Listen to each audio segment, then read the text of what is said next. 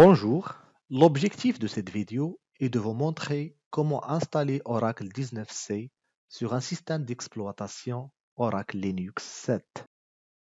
En ce qui concerne les outils que vous devez télécharger et que nous allons utiliser pendant cette vidéo, vous avez VMware Workstation pour la création de la machine virtuelle, le fichier ISO du système d'exploitation Oracle Linux 7, le logiciel Oracle 19c, et Oracle SQL Developer, qui est un client qui nous permet de se connecter à un serveur Oracle et bien sûr d'interroger une base de données.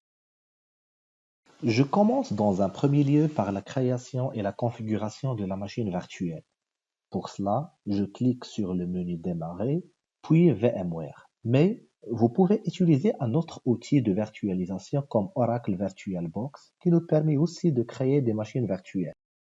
Comme vous voyez, j'utilise la version anglaise de VMware, donc je dois cliquer sur Create a new virtual machine pour créer une nouvelle machine virtuelle. Je commence la création de ma machine virtuelle et j'opte pour une configuration personnalisée de ma machine virtuelle. Pour la compatibilité du matériel, je choisis Workstation 15.x et pour le support utilisé pour installer le système, je vais le spécifier après. Pour le type du système d'exploitation, je choisis Linux et en dessous pour la version, je choisis Oracle Linux 7 64 bits.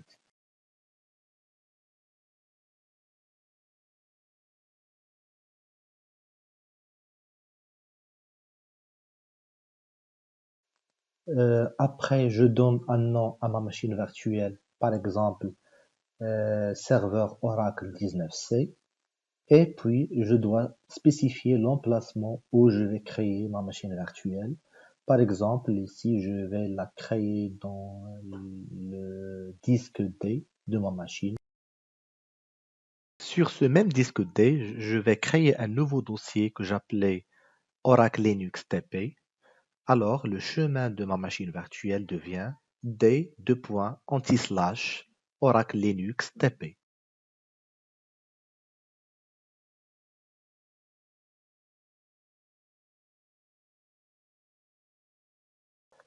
Pour la configuration du processeur, je choisis deux processeurs, chacun avec 2 corps, au total 4 corps. Pour la RAM, je choisis 4 Go et je dois prévoir 8 Go pour le swap. Pour le network, je choisis NAT, Network Address Translation. Et pour le I/O controller type, je choisis LSI Logic. Pour le virtual disk, je choisis SCSI et je crée un nouveau disque virtuel bien sûr de taille 50 Go. Je choisis de stocker mon disque sur un seul fichier.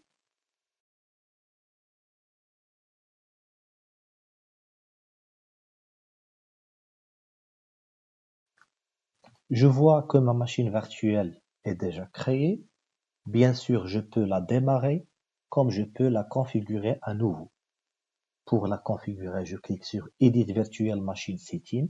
Je peux configurer la mémoire, le processeur, le disque, le réseau, etc. Bien sûr, pour commencer l'installation, je dois insérer une image ISO de mon système d'exploitation. Pour cela, je clique sur CD/DVD, Use Image ISO File et je choisis l'image ISO que j'ai déjà téléchargée.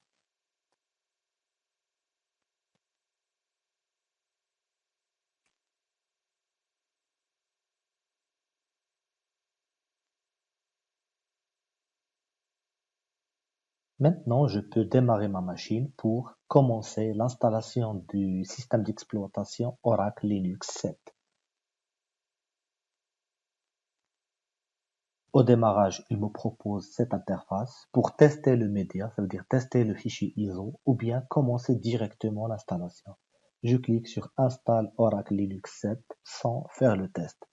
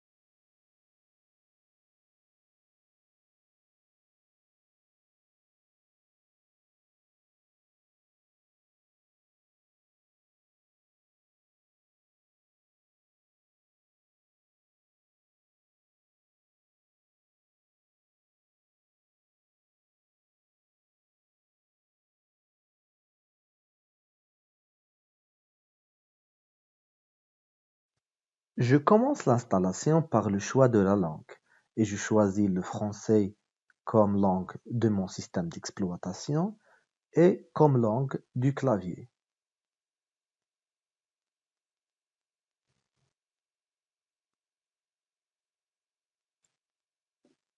Par la suite, un résumé de l'installation s'affiche.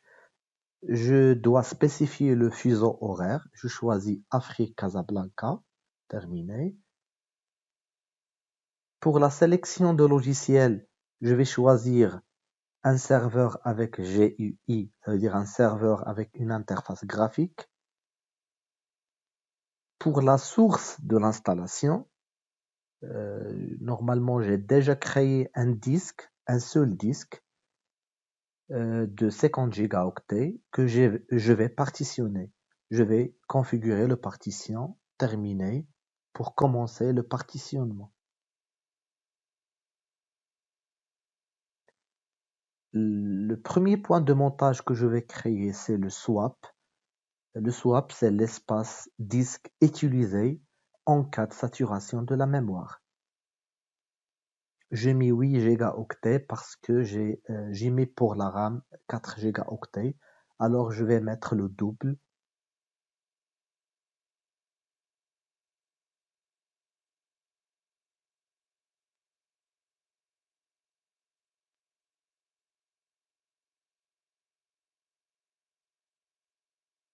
Puis je vais créer la partition racine. C'est la racine de mon système d'exploitation. Je vais mettre 25 gigaoctets pour cette partition.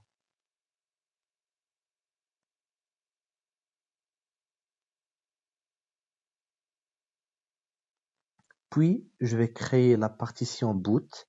C'est la partition de démarrage. Je vais mettre par exemple 700 mégaoctets.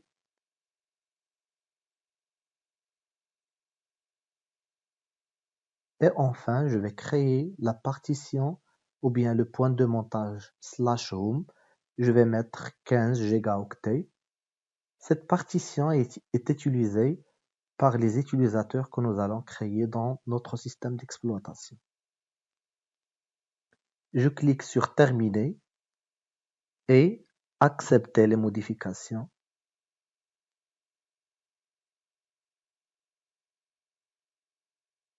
Bon, pour la source d'installation, j'ai déjà mis l'image ISO. Je vais démarrer ma carte réseau.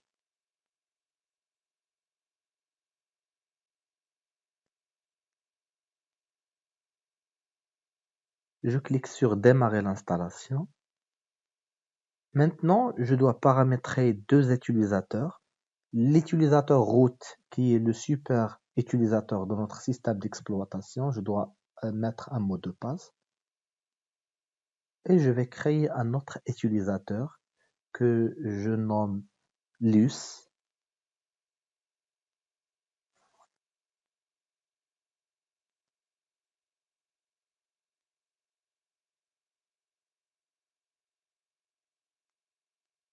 Maintenant, je dois attendre que mon installation termine. Voilà, l'installation est terminée. Je dois redémarrer mon système d'exploitation.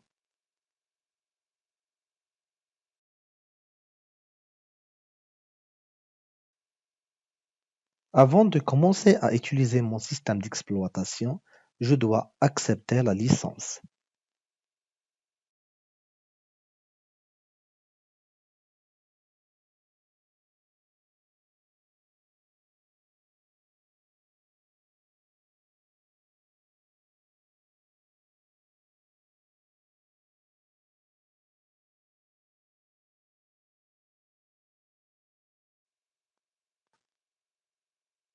Je me connecte avec l'utilisateur root. Pour cela, je clique sur Absent de la liste. Je tape root pour le nom d'utilisateur et bien sûr après le mot de passe que j'ai spécifié au moment d'installation.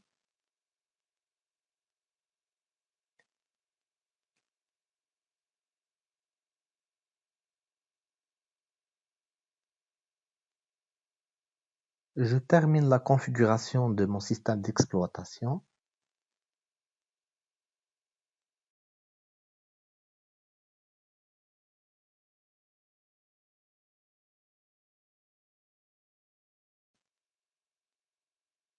La première chose à faire, c'est de faire une mise à jour de notre système d'exploitation. Je tape la commande yum update-y qui nous permet de mettre à jour notre système d'exploitation. Voilà, la mise à jour est terminée.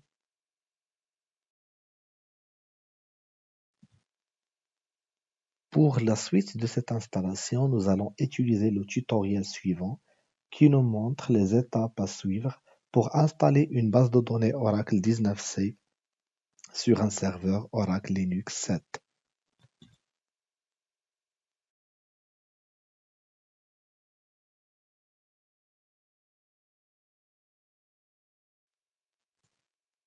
Je commence par éditer le fichier /etc/hosts pour ajouter l'adresse IP et le nom de mon serveur. D'abord, je commence par afficher l'adresse IP de mon serveur.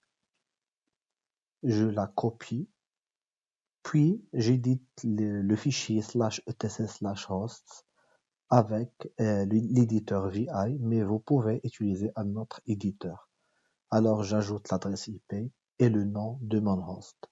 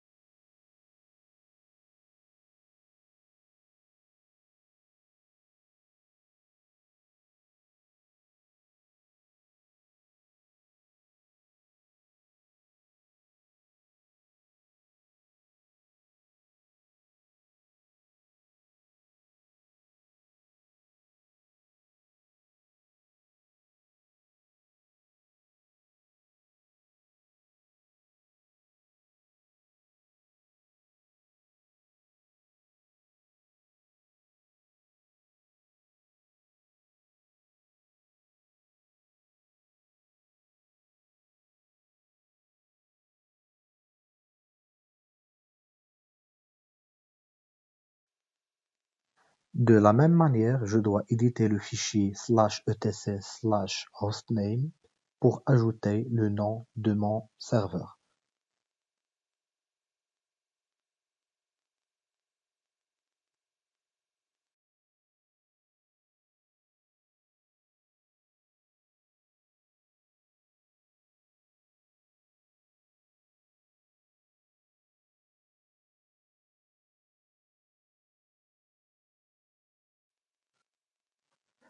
Maintenant, je dois installer les prérequis nécessaires pour installer le logiciel Oracle. Je peux faire ça de deux manières, soit une installation manuelle, soit une installation automatique. Moi, j'opte pour une installation automatique. Pour cela, je dois installer le package suivant. Bien sûr, toujours avec la commande yum.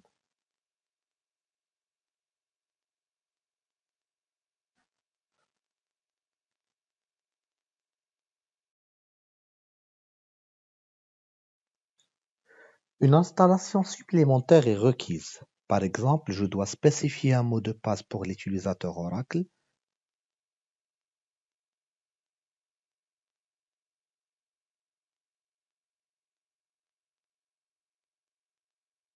Puis, je vais changer la valeur du paramètre SELinux pour que ça soit permissif.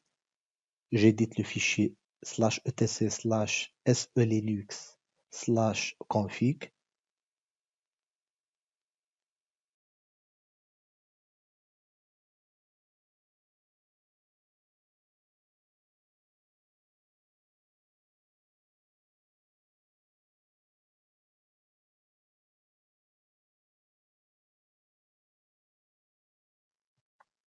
Pour valider ce paramétrage, je tape la commande set en force permissive ou bien je redémarre mon système d'exploitation.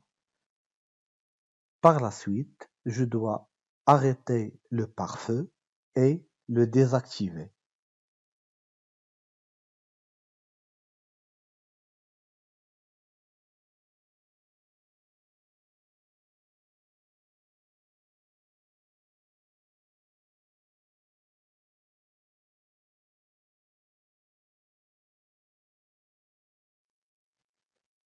Maintenant, je dois me connecter avec l'utilisateur Oracle qui a été créé au moment d'installation des prérequis et je dois créer l'arborescence suivante. Cette arborescence sera utilisée pour installer le logiciel Oracle.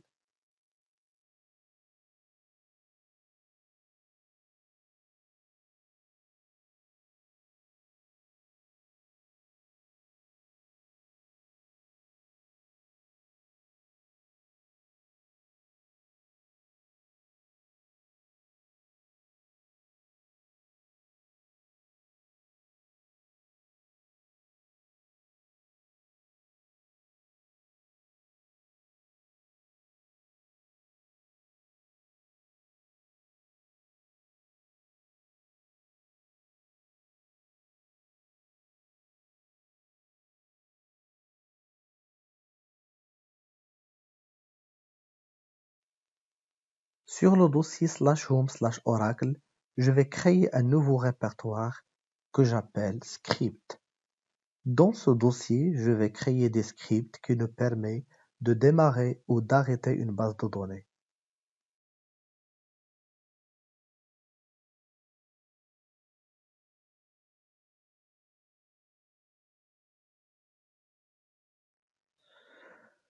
Pour chaque utilisateur Linux, nous avons un fichier .bashprofile qui contient généralement les paramètres ou bien les variables d'environnement de cet utilisateur.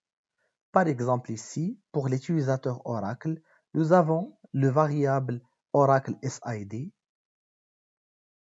Purgeable Database Name, Oracle Unique Name, Oracle Home, ainsi de suite.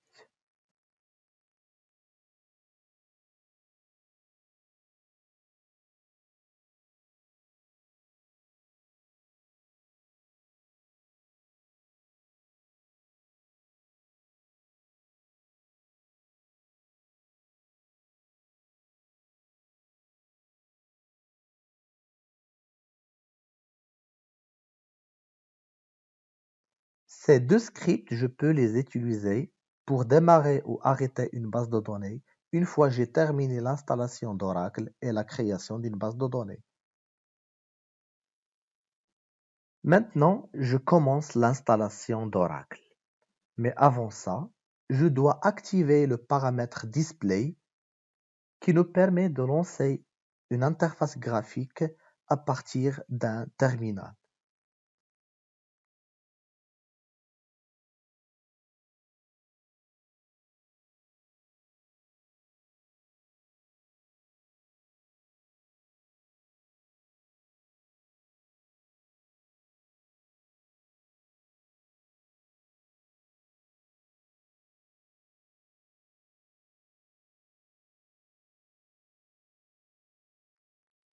Maintenant, je dois télécharger le logiciel Oracle, le fichier .zip. Mais puisque j'ai déjà téléchargé ce dossier ou bien ce fichier sur ma machine locale, je vais partager ce fichier entre ma machine locale Windows et ma machine virtuelle que je viens de créer.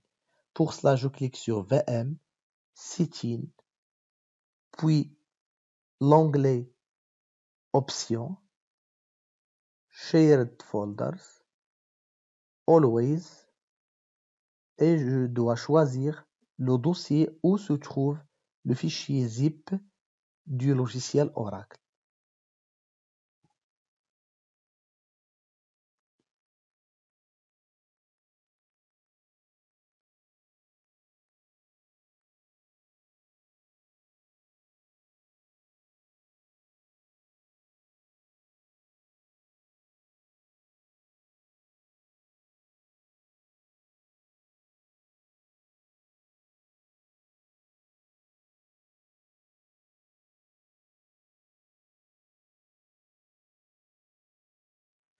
Je dois préciser un nom de mon partage.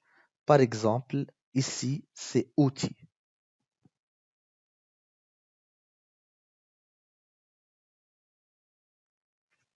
Pour accéder à ce dossier partagé, je tape cd/mnt/hgfs/ le nom de mon partage. Ici, c'est outils. Alors je vois bien que le logiciel Oracle figure sur ce dossier. Maintenant, je dois le dézipper. Bien sûr, je dois le dézipper dans le dossier Oracle Home.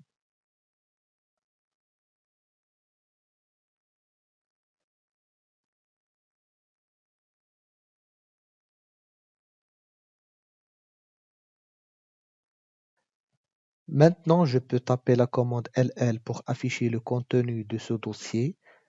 Le fichier run installer, c'est le fichier que nous allons utiliser pour démarrer l'installation de Oracle. Comme vous voyez, nous avons deux modes pour installer Oracle, soit le mode silencieux, soit le mode interactif. On va utiliser le mode interactif pour installer Oracle.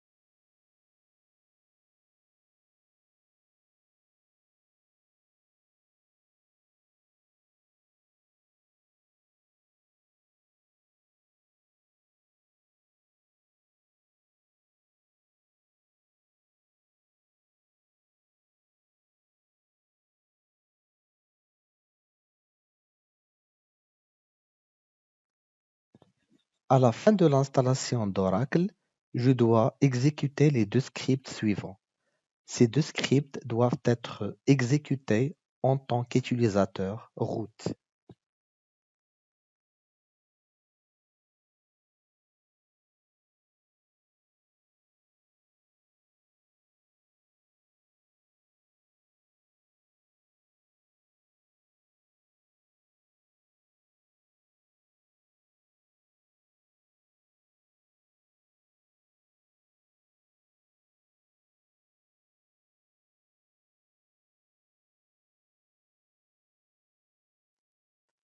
Maintenant que nous avons terminé l'installation d'Oracle, nous passons à la création d'une base de données Oracle.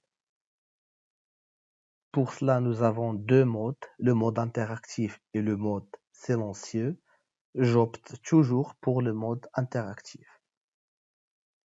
Normalement, je dois démarrer le listener avant avec la commande listenerctl start et j'utilise la commande dbca pour démarrer la création de la base de données.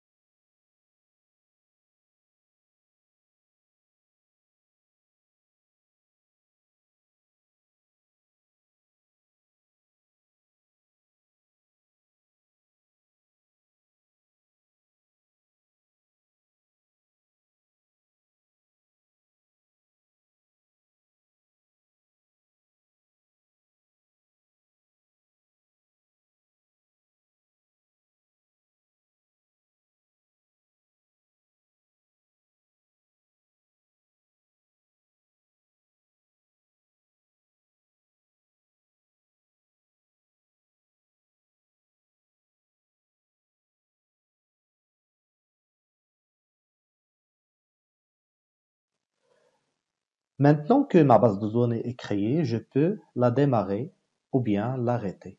Pour cela, je me connecte en tant que CSDBA et je tape la commande shutdown immediate pour arrêter la base de données. Par la suite, je peux taper startup pour démarrer la base de données.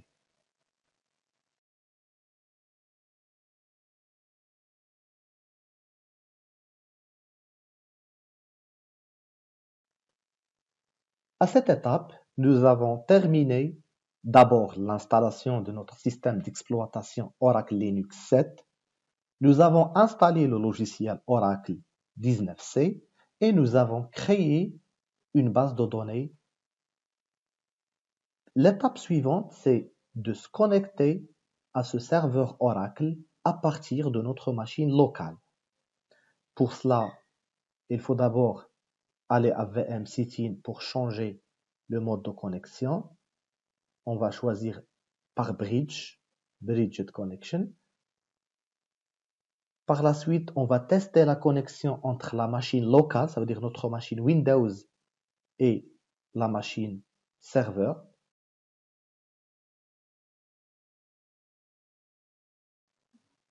La commande NMTUI, c'est une commande qui nous permet, par exemple, d'activer ou de désactiver une carte réseau ou bien une connexion. Par la suite, on va afficher notre adresse IP ou l'adresse IP du serveur.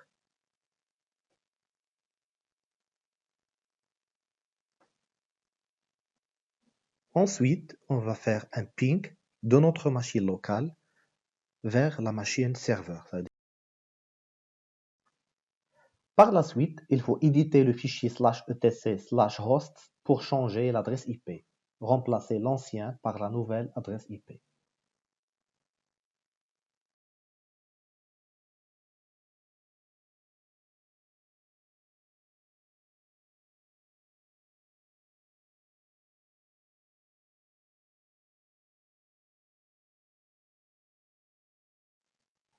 Ce fichier il est éditable seulement par l'utilisateur root.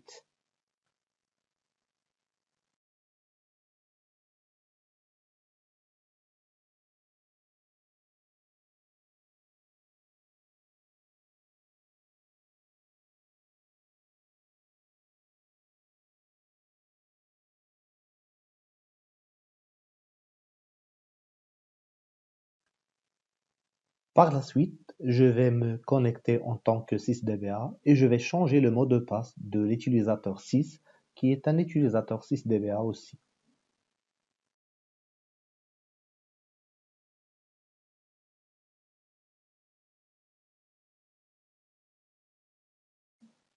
Maintenant, je peux démarrer SQL Developer pour se connecter à notre base de données. Nous avons une version portable de SQL Developer et avec le GDK, alors vous n'avez rien à installer.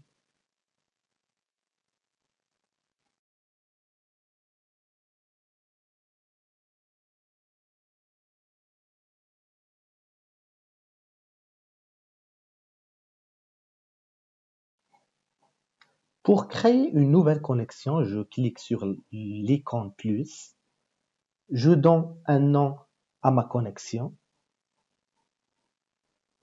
Je mets ici le nom d'utilisateur qui est sys avec un mot de passe sys et le type d'utilisateur c'est sysdba. Je mets l'adresse IP de mon serveur Oracle, le port 1521 et le SID, c'est le SID que j'ai mis sur le fichier de configuration d'Oracle. Alors je teste la connexion, ça passe. Maintenant je peux démarrer ma connexion et je peux bien sûr interroger la base de données Oracle.